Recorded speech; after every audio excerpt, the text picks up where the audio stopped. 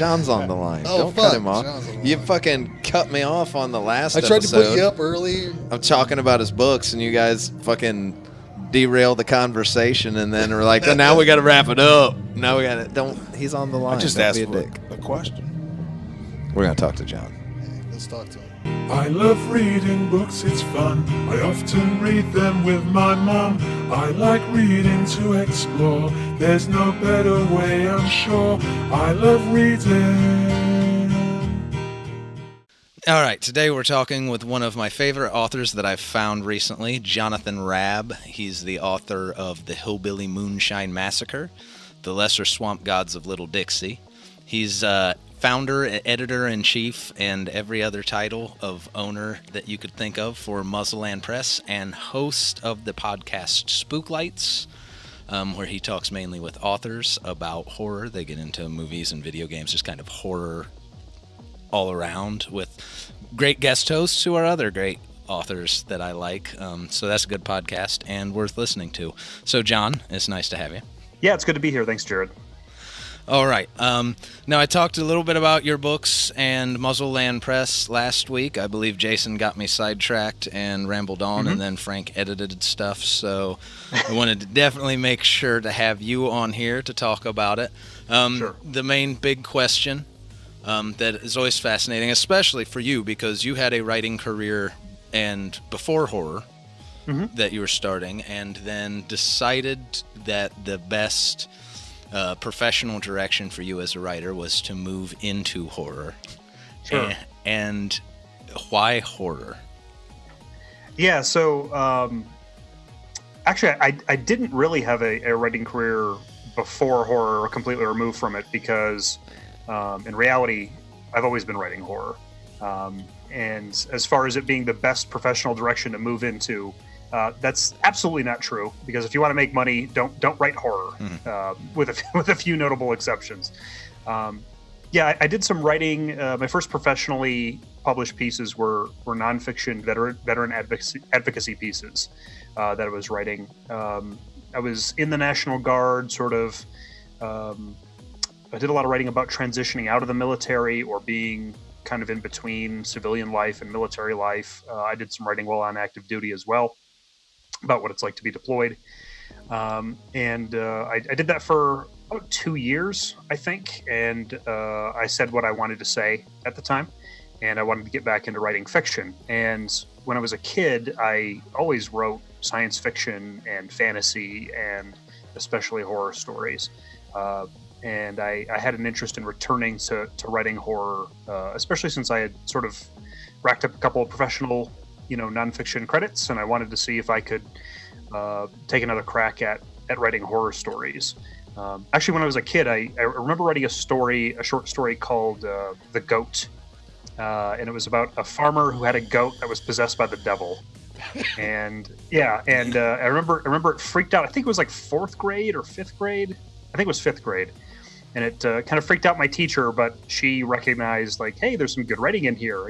This is inappropriate, but this, Yeah. But you got some good use of imagery and sort of thing. So I do feel like I was encouraged to write that stuff. But I got more into science fiction and stuff in middle school, high school. I stopped writing. I didn't really start writing again until I had a roommate, Ryan, in college, who I'd come back to the dorm room when I wasn't, wasting my time drinking too much alcohol and not going to class. He'd be in front of his computer, like, writing all the time. And I finally asked him what he was doing, and he was writing a fantasy story. And just talking with him kind of rekindled my interest in writing, and I started writing horror because right around that time I had discovered a certain writer named H.P. Lovecraft, and he just kind of knocked my socks off. And he still does to this day. I know a lot of people pick on his writing and say he's got purple prose, but I like his purple prose. And I like his stories. And usually every year I'll read one or two of his works, even something I've read before. So, getting back into college and having a roommate who was into writing, and then me discovering, sort of this sort of cosmic horror really sort of rekindled that. And then after I got out of the military, after I was publishing some nonfiction stuff, I said let's get back into writing horror and see if I can get some stories published. And the one question I did have for you, publishing wise, because you have Muzzleland Press, was that a choice from having trouble getting published, or just not liking the process of trying to get published, or was it just something you had been thinking about and like, screw it, I want to do publishing, I might as well put my own stuff out? Yeah, definitely the latter. So, you're a musician. We were just talking about before we started recording how you used to be in bands in high school. Yes. And so I was sort of tangentially involved in a punk rock scene in like middle school and early years of high school, go to punk shows or whatever. I even played one once, even though I have no musical talent, so I fit right in. That's the great thing about punk. Yeah. And something that really struck me about that community that I really admired was the DIY attitude. This idea that you don't need a lot of money, you don't need a corporation, and you don't need anyone's approval to start putting your art out there. So with sort of the advent of self-publishing tools like Lulu and CreateSpace and Lightning Source and desktop publishing, even through something as simple as Microsoft Word, if you know how to use those tools, you can make a professional looking book. And I was sort of aware of that. And even though I was trying to get stories published elsewhere, I said, I kind of want to take that DIY attitude, and I want to see if I can't put together a book or two. So me and my childhood friend Colin, we edited a little book called Spooklights. We put out a call for submissions where I'm sorry, everybody, I paid in copies. I should have paid you cash. I apologize. But it was my first venture, and we put the book out, and then I started taking it around to conventions in the Denver area, and just selling my book and other books or magazines that my stories have been published in. I was also doing editing for a small press called the War Writers Campaign, which is a nonprofit veteran war literature publishing company. So I was selling their books too, and getting good feedback from people in terms of people would read the book, or they'd be interested that a local author or editor was putting out something like this. And we followed that up with High Strange Horror, I think the following year, which was a little bit better book. And since then, I've been publishing either really short single author novellas. I published Matthew M. Bartlett's second collection, Creeping Waves. And then, kind of putting out releases here and there. I self-published one of my books kind of as an experiment last year, just to put it out there and, control everything on my end without working with anybody else and see how that would go. And, we put out Terror in 16 Bits earlier this year. It's our latest anthology. I actually paid my authors this time, which is nice. It was less about being frustrated, because I don't feel like I was. It was just more about, I sort of had that idea that DIY, being the small press out of your garage, so to speak, or in this case, my home office, there's no shame in that. There's a lot of authors that I've published and worked with that are extremely talented, and I got to be their first, publication that sold 100 copies. That's a big deal for somebody. And, it's not much, but it's kind of cool. It sort of reminds me of those days where you didn't feel like you needed a big machine behind you. You're selling tapes out of the back of your trunk. That's kind of a fun feeling. I've done that. The selling tapes. I've literally 4-track demos that I've dubbed off on Maxell tapes or Sony's that we made little covers for, J-cards out of printing off on a computer, selling stuff out of the trunk. And I always loved that. I always loved that musically. And the reason I asked the question that kind of leads into it is I've wrote a couple things, as you know, the audience doesn't know. I've been trying to write, actually, since it was before music, anything, 5th grade, I think. I was like, I'm going to be a writer. I found Stephen King and Lovecraft in 5th grade and fell in love and was like, this is what I'm going to do. And I was horrible. Looking back, might have been because I was 5th grade and, I was comparing it to Stephen King and Lovecraft. I could read it. I could read it good enough to be like, oh, I know I like this, and then I'd read my stuff, and it's like, it's not near as good as this grown adult who's wrote 30 books. But in 5th grade, I couldn't put it together that, being grown up and experienced, like, no, a fifth grader is not going to write as good as these grown adults. It just didn't make sense in my head. Like, no, it's just words. I can read these words. I can write these words. What I should, and that put a big damper on things for a long time. And to this day, I'm still working diligently. But it doesn't come easy. Music, like I could tell. When I got into music, I could tell I was meant to be a musician. I picked up a guitar and played. Writing is work, but I have sent some stuff off to places and received my first few rejection letters, and that's kind of where that question came from, because I haven't done enough that the rejections bother me. I'm still practicing, kind of thing, but I've already stopped sending. I'm still writing stuff all the time. I still have plans of putting stuff out, but just the process of sending stuff out, finding places for me, I was like, no, I'm done.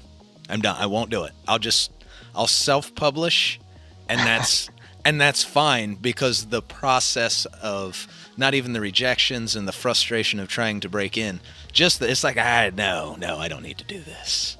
And so I was kind of unsure, because I've found too, within a sect of the writing community, there's kind of coming from a metal band and punk-ish background.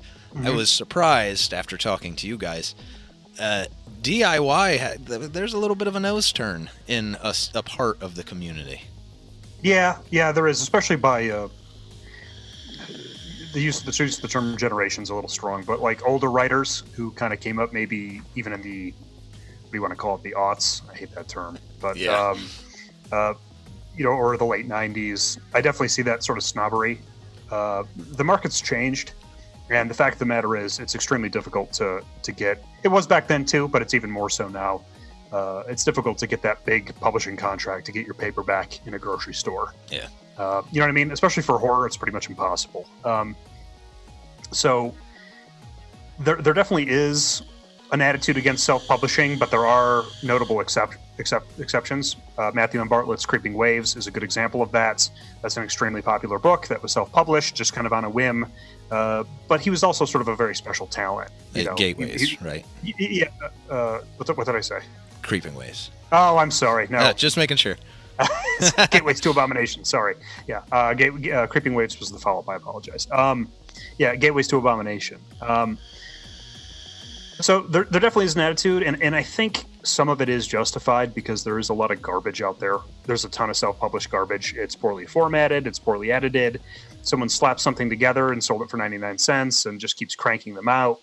And there was a time, especially for Kindle publishing, where that was like a viable model, where you just kept pumping things out, and there was really no like sense of quality control. Yeah.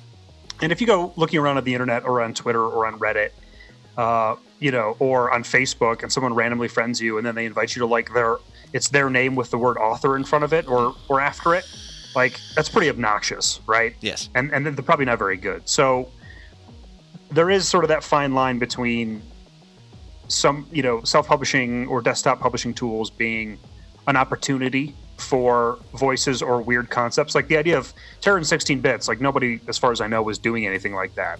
Yeah. High strange horror, I hadn't seen anything like that. Like these are just little passion projects of mine.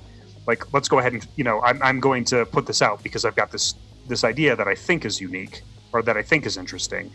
I like to think there's a difference between that and someone who cranks out their terrible Walking Dead fan fiction, reskins it and publishes it, and tries to trick people into buying it with a crappy barely photoshopped mishmash clip art cover.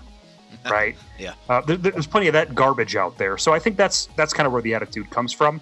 But I think if you spend a little bit of time digging and connecting with folks who are in the small press community or in the independent publisher community, you can pretty quickly identify good quality outlets, and there's plenty of them out there, and good quality authors who self-publish. In fact, there's even authors who did have that sort of more traditional success who've transitioned to self-publishing. Brian Smith comes to mind. He's kind of an extreme horror splatterpunk author. He had book contracts, and his books, got published nationally. And now he writes stuff, and he just puts it out, on Kindle or through CreateSpace, promotes it through his Facebook page. and he makes a living doing that. Yeah, I just got All Hallows Dead through the mail a couple weeks ago. Haven't got to crack into it. It's good, but it's a challenge to stomach in a few spots. I'll tell you that much.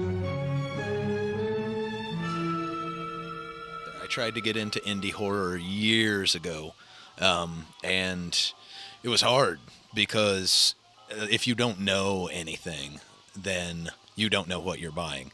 And it reminded me of the early death metal days in the 90s. I was big in death metal and grindcore, and it was the same way. Like, it's the wild west of the extremes and imagination and what you're going to do. Sometimes you get really great musicians who just don't want to do the kind of standard stock formulaic route, and they do amazing things. Sometimes you get maybe not the most fantastic musicians, but who have these incredible ideas, and so that can come together into something really good too. Although the technical mastery is not there, the imagination is definitely there.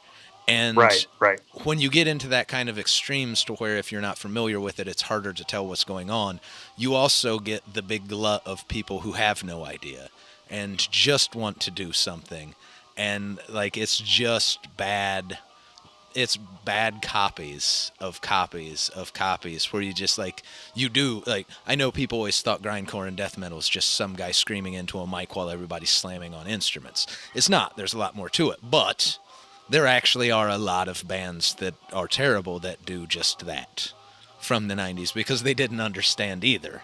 So it gets hard to navigate the waters. So that's one of the reasons I'm doing this show and some of the other stuff. I tell everybody about the indie authors I'm reading is because these guys that I've been talking to, they're all very nice people. You find them on Facebook if you're interested in it. All I ever did with any of them was just send them a message and saying, hey, I'm buying your book on Amazon. I need to buy $15 more worth of stuff to get my $25 free shipping. I'm paying you. You kind of owe me what's good that I should buy. Sure.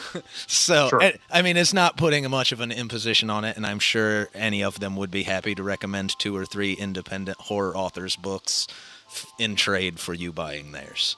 So finding you, and Doug Rinaldi was the first one. He recommended Bartlett. It was before Creeping Waves came out. I bought Gateways. And that was what was weird when I first talked to you was I went to your page and skipping over what everything was about. You're just like, hey, yeah, go to this page. This is where my books are sold. So I went there in Creeping Waves, and I bought Creeping Waves when it came out because I had just found Bartlett like 2 months before, and I was like, oh shit, I got that book.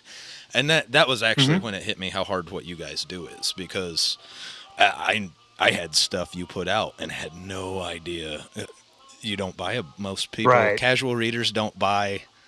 It's one of the big separations from music. I remember back in the day, you'd get into the underground stuff. You looked at the label it came out on, because the label put out similar stuff. You could almost always trust those labels, and so you just looked through their whole catalog. I had stuff by you, and Muzzleland Press wasn't something. It's right there on a book I'd just read, never even registered that I'd heard it. So you guys got a hard jaunt. That's a big challenge.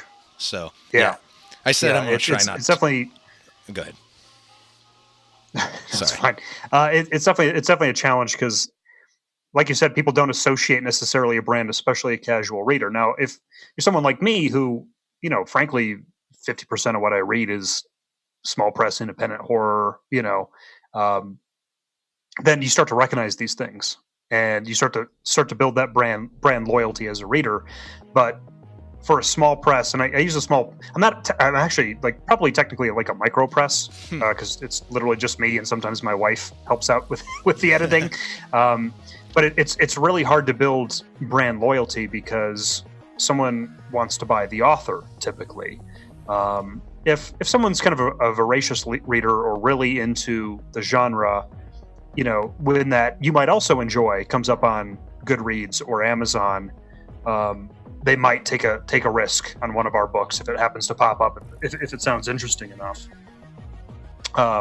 So that is definitely one of the big challenges. I think as an author, you have a little bit easier go of it because you start to build an audience. People read that book and they want to read more from you. So that's a little bit easier. So, trying to run a business model off multiple authors and multiple concepts, it's definitely a challenge. That being said, the few hundred people across the country who are interested in this scene, if you put out a quality product and products often enough, people will start to recognize you.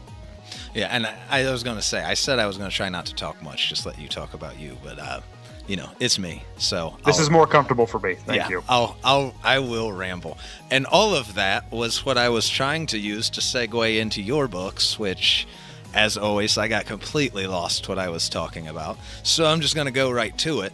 I know we were talking earlier. You were talking about the imagination things. You haven't quite seen this done, and that's the appeal of indie press. And I've been telling many people about your books because they are to me, they are everything that is great that you can find in, like, whether you think about the old horror movies you watch where you get the indie horror movie that turned out to be gold, that like way better than it should be, you know what I mean?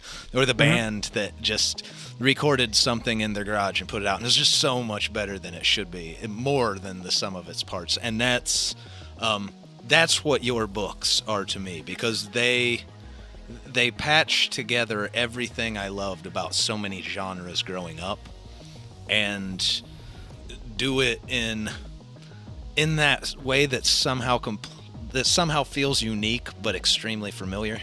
Like, you know what I mean? It's like, I know all this stuff, but this is too new to me to be exciting. So for those of you that haven't ever talked to me and never heard me say these words, the Hillbilly Moonshine Massacre and the Lesser Swamp Gods of Little Dixie, they kind of, you have short stories and a bunch of other stuff too, but those two books kind of encapsulate pretty much, I think, about everything I've read other than Behind the Walls of Static, a short story in Spooklights. It kind of fits into this whole world. The Secret Goatman Spook Show might not too, but it could as well. But most of what you write kind of not based off the characters, but kind of feels connected universe-wise. Sure. This is your world. And I explain it's X-Files-y and conspiracy, but tone-wise, it feels like someone who loved Trauma and garbage 80s cinema, but who is really talented at their craft deciding to do it. So it's those ridiculous, it's like the crazy out there ideas. I've explained Hillbilly Moonshine Massacre to a few friends, and it's one of my favorite things to do. I don't want to spoil it to the readers, so I don't give everything away. But like when you get into extra-dimensional alien demons with making satanic moonshine to create a sacrifice, and you get into the martial, just running through all that, and it's like I believe even when I was reading it, there's a paragraph in it where Sheriff Kodo, who is the hero of the books, kind of. He runs down, someone says, so basically this is what you're saying's happening, and he's like, yes. And I posted the paragraph of the explanation on Facebook, and I was like, this is why I read. This is the greatest thing ever. Because it's these outlandish, just crazy out there ideas of someone who's clearly not worried about lowest common denominator or like a mainstream audience, but what makes it so great is it's rare to find someone. You don't need to go extreme to be a good writer. You are just a talented writer. So you don't find that blend very often, where someone who doesn't need all the extra, pizzazz and explosions and craziness, just on the merit of how good they are, they can tell a story. They usually, in about any medium, they usually like to do more accepted, I guess, types of things that people get. And when you find someone who has that kind of talent, that's like, no, we're going crazy with this shit. Like, to me, it's the best. And I know I've rambled on again.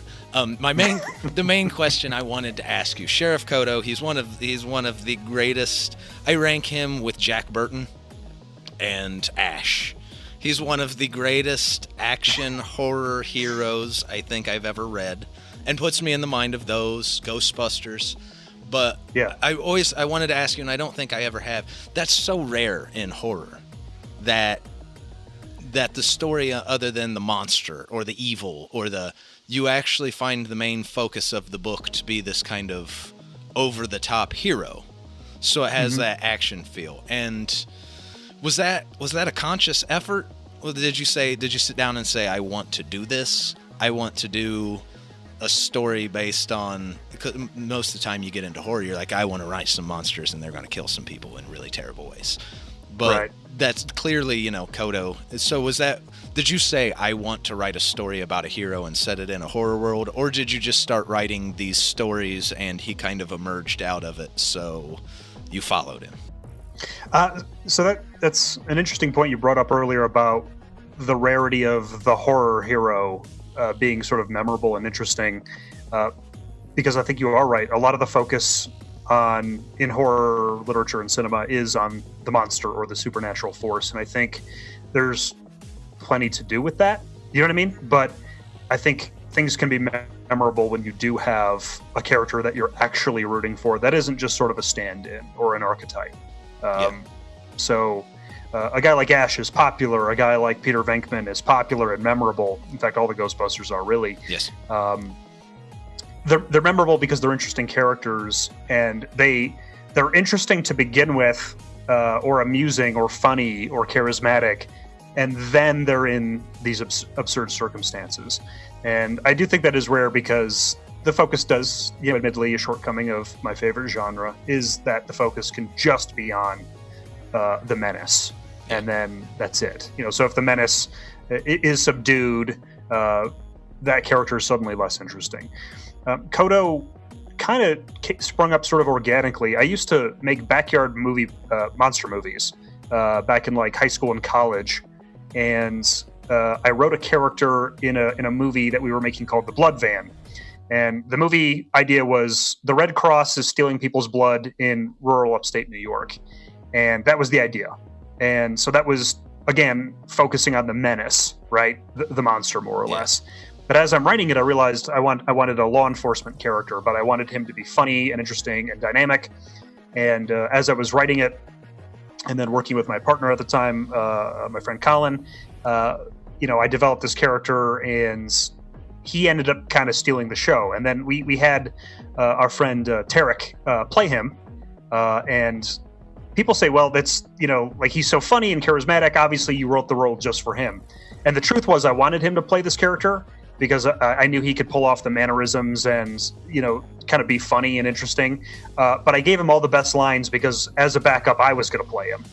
Right. So it was a very selfish thing. I wrote the most interesting character kind of for myself as a backup.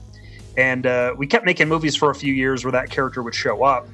And, after college and then after grad school and coming home from the military, I wanted to get back into writing fiction. I'm writing horror fiction again. And I said, let's go ahead and revisit that character because he's really interesting.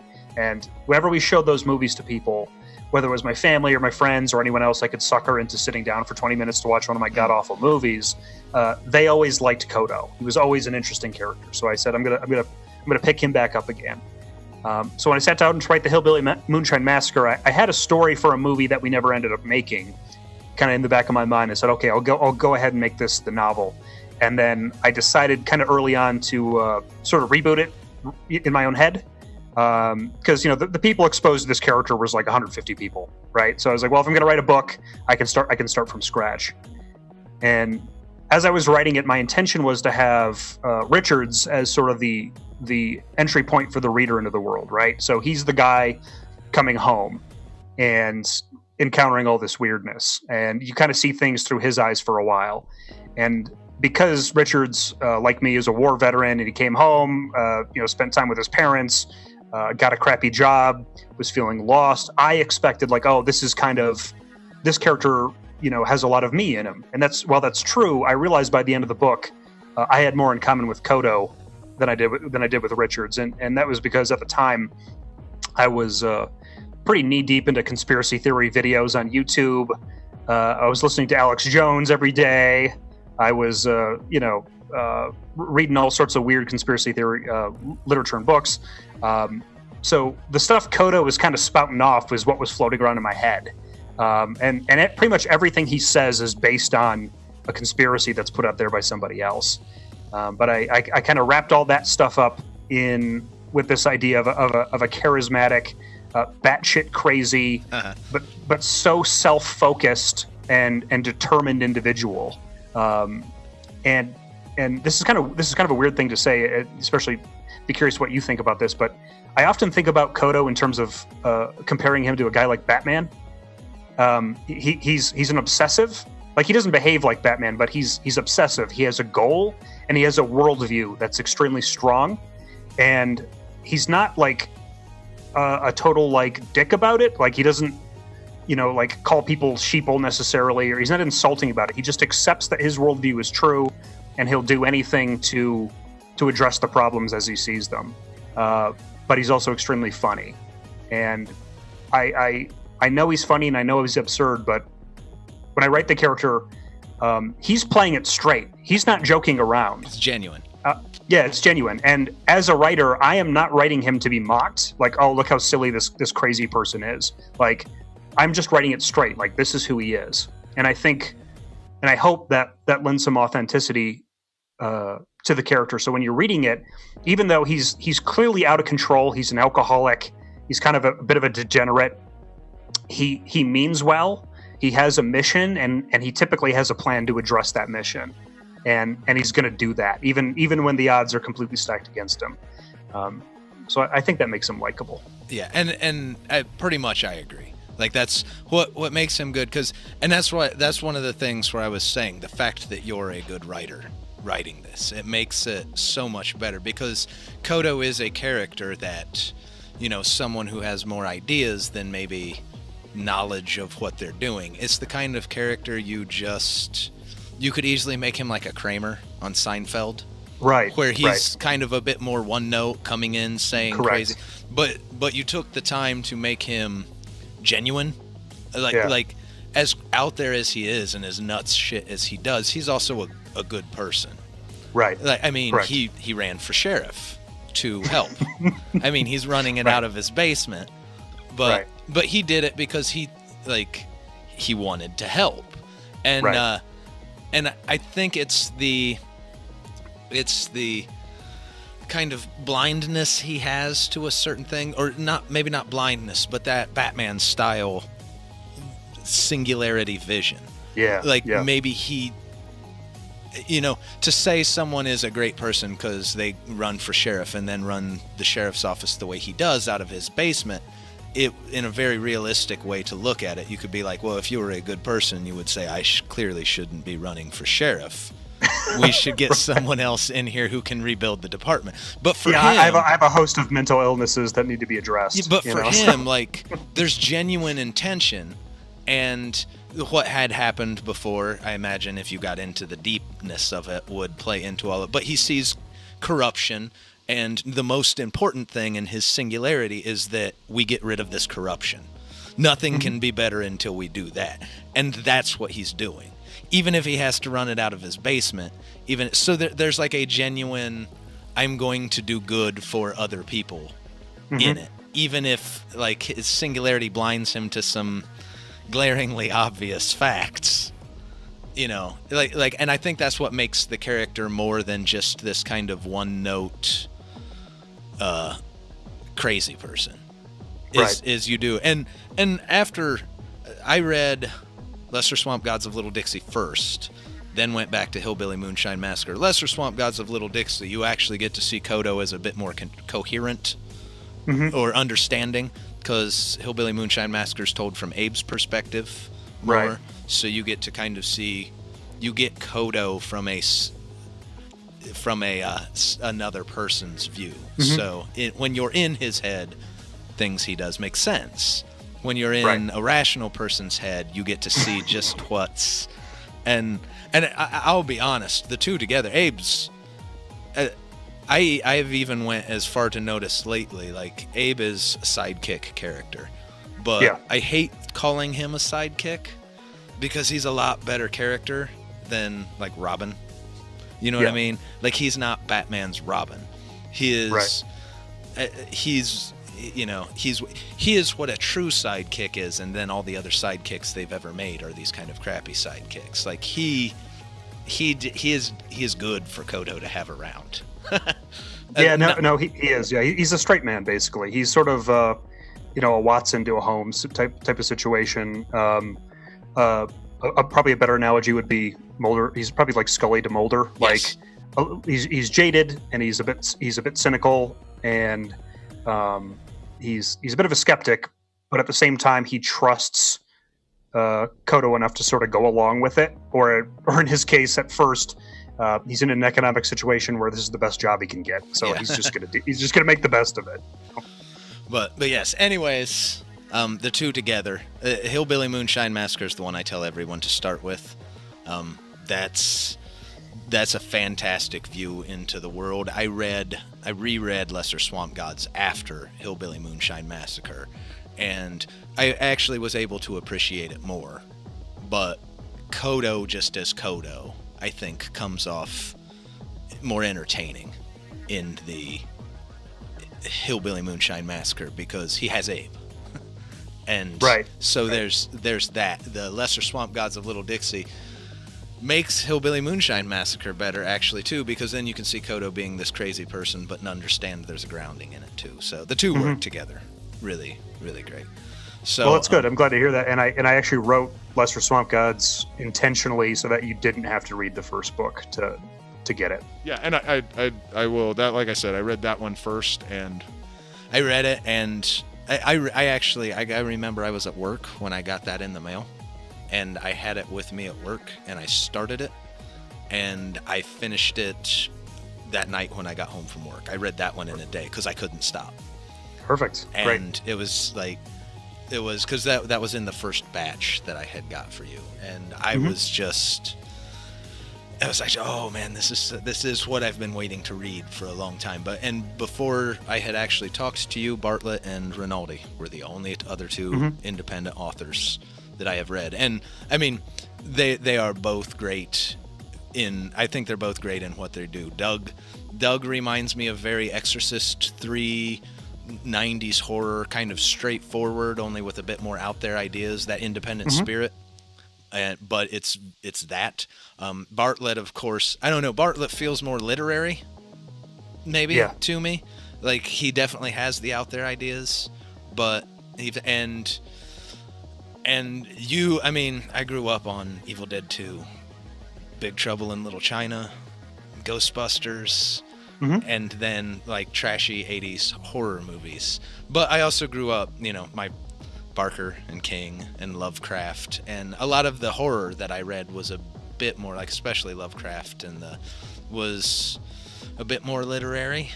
I mean, I hear people knock his stuff. I'll hear other people be like, no, this is literature.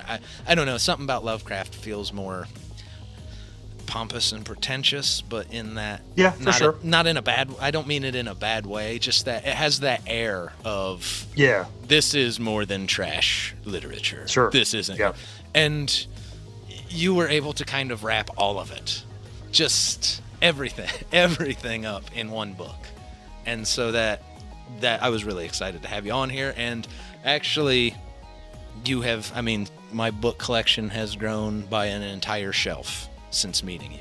Well, that's good. I like to hear that. Pretty much all, like, I looked over at it the other day, and it's Brian Smith and Matt Bartlett and Murr Winery and anthologies, Muzzleland press stuff, and there's a big chunk of Rinaldi's, but pretty much everything else, everyone that I've been reading, Sean M. Thompson, Alex Smith. I mean, I got Hive, which is a Muzzleland press book, but I even ended up buying The Berserk, which was another one of his, I believe, before that. Like, 99% of what I've got in the last few months has just come from you being like, read these, because here are names, go read them. Yeah, right. Well, that's good, man. I'm glad we're sort of on the same wavelength there. It's interesting you talk about reading through my book in one sitting. I actually purposely write to respect the reader's time. I want to write a page turner. And you talk about Ghostbusters and these 80s movies. Those are absolutely all influences on me. Basically, when I write, I sit down and I try to recreate the feeling of fun and yes, fear, but more importantly, fun and interest and excitement that I get from watching, those old films. Or reading Clive Barker for the first time. That's what I'm trying to replicate. Yeah. You know what I mean? Yeah, and I'll say that's I've heard. There's been a couple authors I've read that I've heard it said as a bit more in a negative, and maybe even in their stuff, it's true because it's a bit too far. But that's another thing that I like about a lot of your work is it feels cinematic. Not to the point. I've read some people's stuff where it's to the point that it doesn't feel like I'm reading a book anymore. and maybe then it gets a little but I like that. It feels when I was reading your work, if I can see this as a movie in my head, 90% of all of it, it's all just playing as a movie, and I like because it calls me back to those things that I loved when I was a kid, and it really captures all the fun of it, only in a way that I can appreciate more as an adult now. Yeah, that's definitely intentional, but it's also sort of natural. Like the stories I responded to the most have that sense of excitement or fun to them. John Carpenter movies are fun to watch. Yes, like they're terrifying, but they're fun to watch. They're interesting. They're crafted in such a way where you want to see and find out what happens next, and that's kind of how I think of story. And people who say, well, cinema should be cinema and literature shouldn't be cinematic because it's something different. Like, that's fine. I like stuff like that too. But as for me, when I'm writing, I want the reader to be hooked. I want the reader to be interested. I want the reader to go on this insane journey with me and come out the other end, terrified, covered in slime and thrilled, and just really enjoyed it. Like coming off an old rickety spook house ride where you just laughed your ass off, but had a great time and you can't wait to get back on again.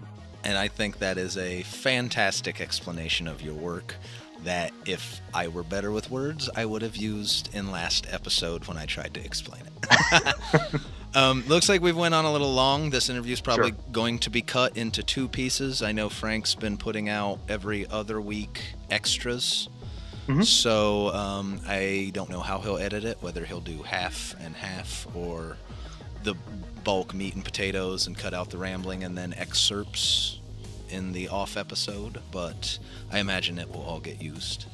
And before we go, I will, of course, want to thank you for being on.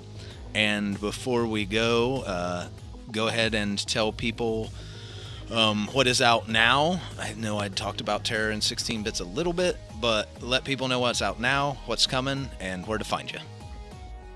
Yeah, but before we do that, I kind of want to kiss your butt a little bit. So Mississippi Bones is a band that came up on Pandora, I think, randomly, and I like the sound and the rhythm.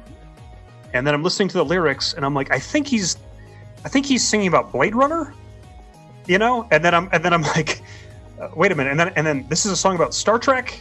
And then this is a song about Ghostbusters. This is definitely a song about Ghostbusters. Yes. In fact, it's not a song about Ghostbusters.